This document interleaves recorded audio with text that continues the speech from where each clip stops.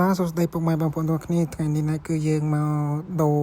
ផ្លាស់ប្ដូរ power មួយបាទអញ្ចឹងយើងទៅទស្សនានៅក្នុងការដូរ power ទាំងអស់គ្នាបាទជាដំបូងគឺយើងត្រូវរើ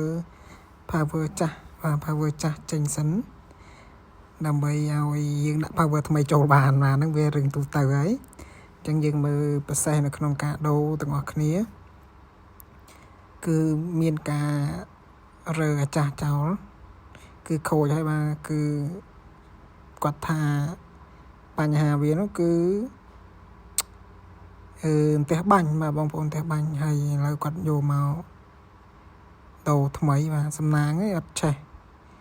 ទាំងម៉ាស៊ីនបាទឆេះតា power បាទបងប្អូនឥឡូវគឺយើងបានដូរ power ថ្មីឲ្យគាត់ហើយប្រសិទ្ធក្នុងការដូរនេះគឺមិនពិបាកទេបងប្អូនគឺ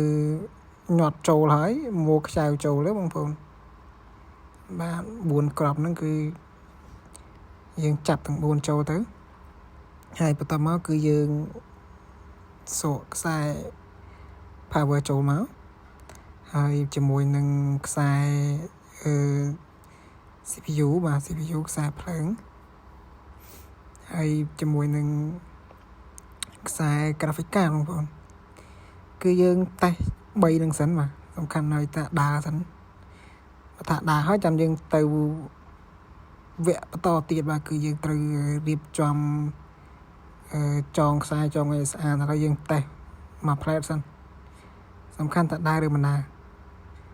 ដាក់ឲ្យបាននេះគឺខ្ញុំយើងរបៀបថាយើងបបាដល់ជាងដូចគ្នាមិនដឹងឥឡូវដើរបាទអរគុណ